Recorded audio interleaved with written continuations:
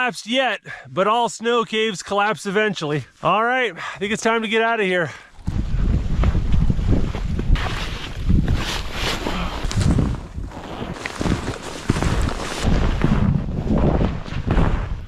Oh, that's beautiful.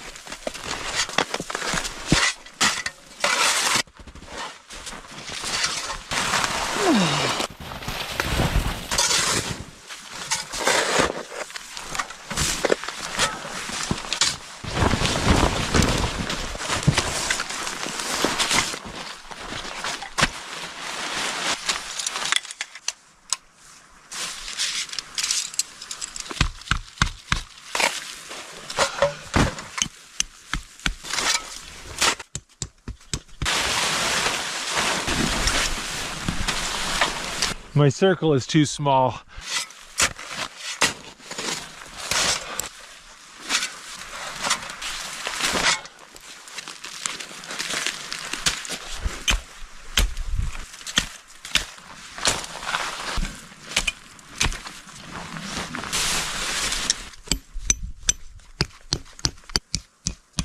Had so much trouble getting this tent up. There's almost a 3-foot elevation difference from this side to this side. I had to do some funky stuff to get it to work.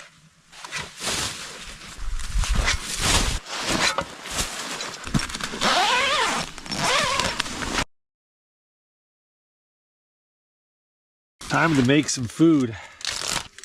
Got some beef bouillon cubes, a little bit of salt. I got these little lamb T-bones here and they're already seasoned. I'm gonna go ahead and cut the bone out and cut off the grizzle, put that in the pot first.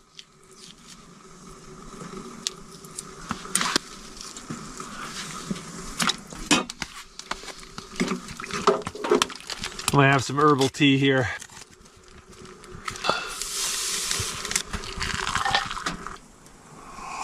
Oh, that herbal tea hits the spot. Sounds like the wind's starting to kick up a little bit. Occasionally snow's getting blown off the trees and landing on the tent.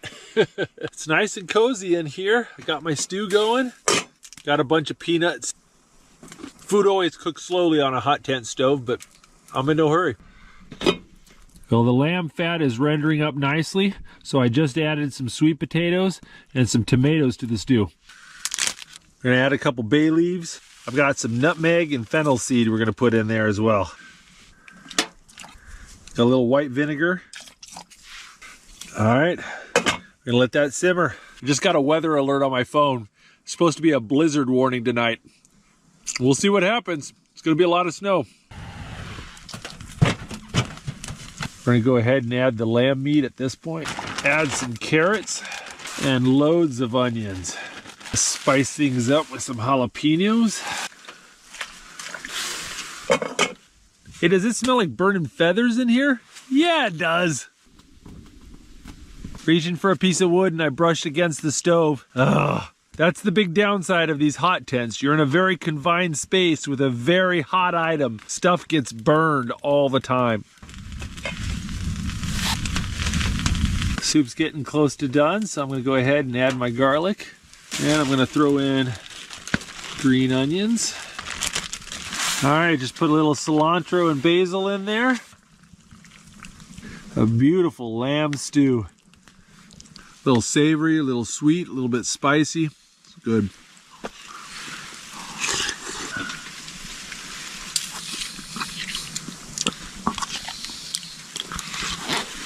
Well, that was pretty good. That turned out really nice. Time for a little dessert. Ooh. Oh, got a little cherry pie for dessert. Warm pie on a cold day. That was good. Gotta go do some dishes. Attract animals. Animals are not a problem here. There's no animals in these woods. The reason why? The snow's too deep. This deep snow is hard to walk in. It buries all the food. Any animals that aren't hibernating, they're down in the valley, not up here in the mountains. I walked for almost an hour in this snow and never saw a single animal print. And that's why you don't have to worry about animals winter camping in this deep snow.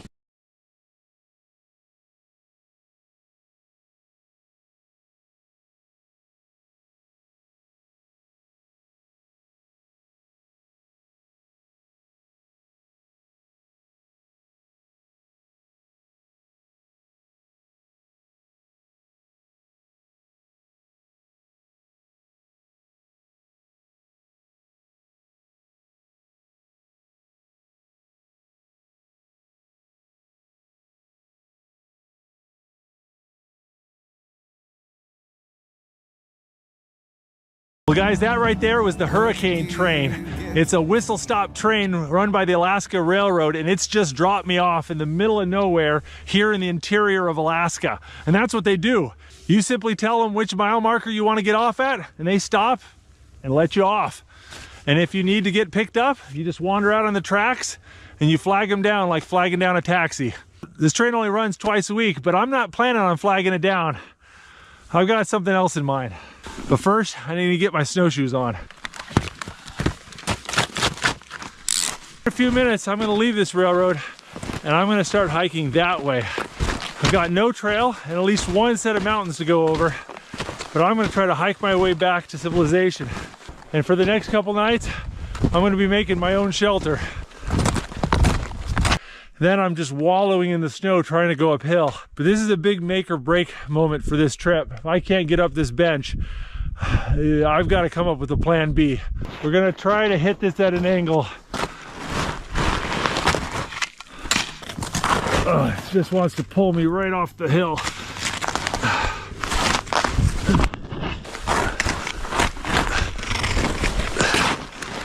This is so much time and energy just to get this little distance. Just sinking. Your foot sinks down and then you've got to lift your foot all the way up here just to get to the next step. I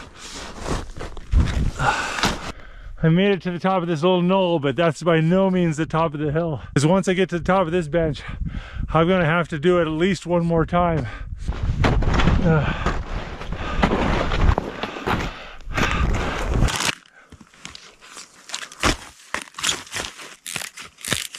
All right, it is getting cold. I need to start finding some firewood.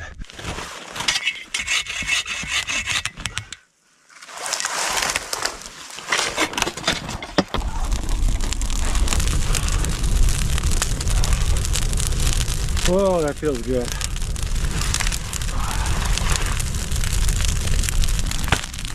My gloves are soaked. Gotta dry these things out.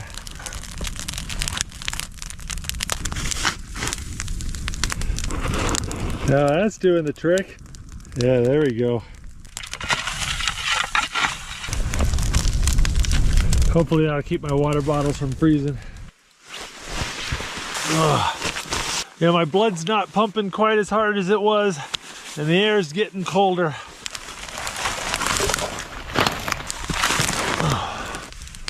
Oh, it feels good to sit down. I think my next order of business is get some dinner ready.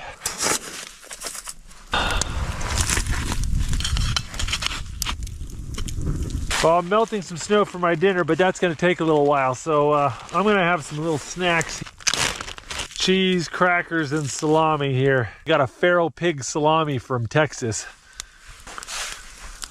Nice cheese, wild boar salami, and a Ritz cracker. Wow. Ooh, got this nice blueberry Wensleydale. This is good stuff. Also got some dried figs here. All right.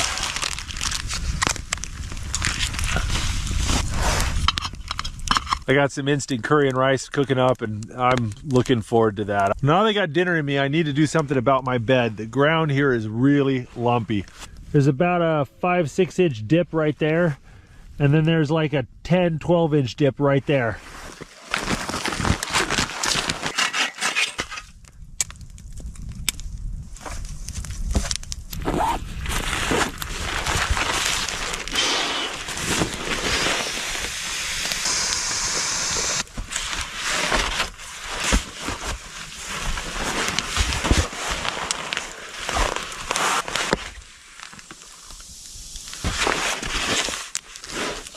son of a gun. Oh, that stupid thing popped it.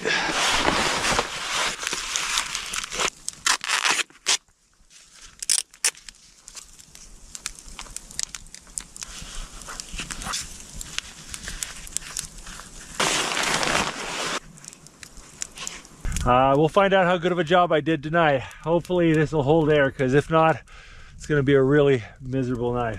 All right, moment of truth. Well, it's been about 30 minutes and my ugly patch job seems to be holding air. Enough air that I think we can give it a go. Well, it's nice and level.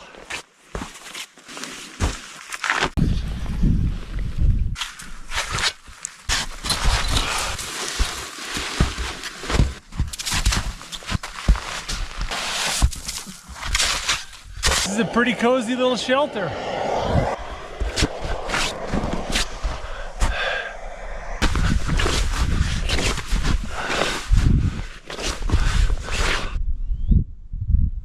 I'll tell you what, that is a beautiful view.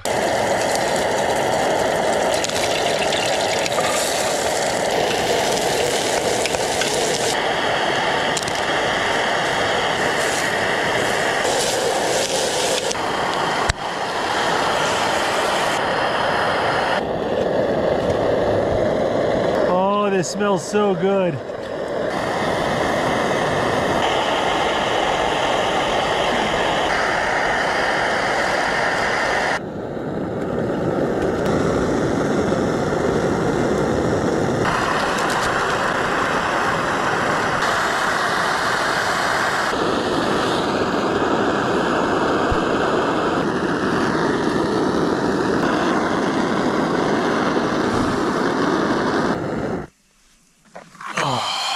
A beautiful chicken mango curry.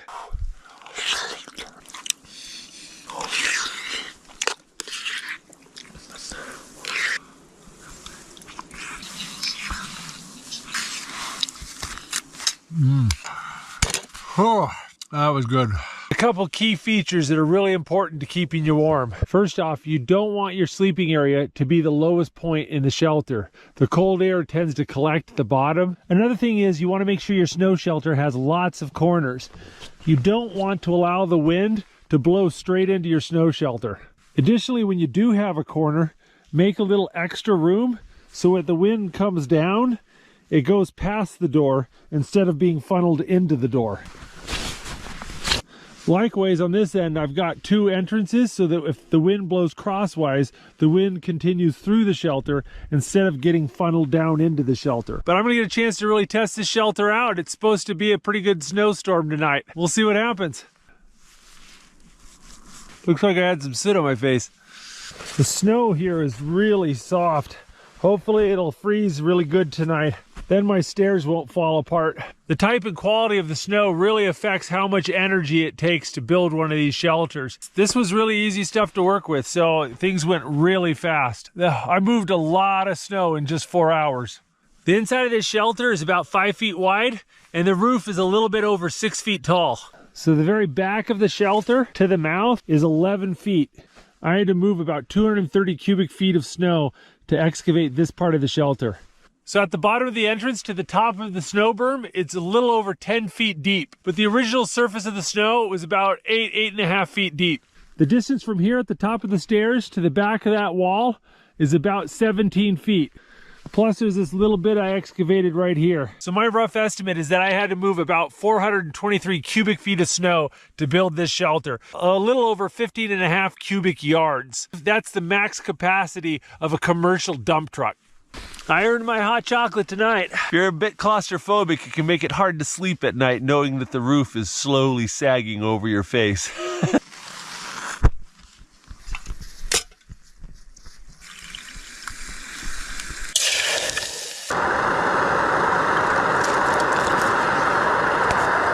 Steel cut oatmeal and sliced Spam for breakfast.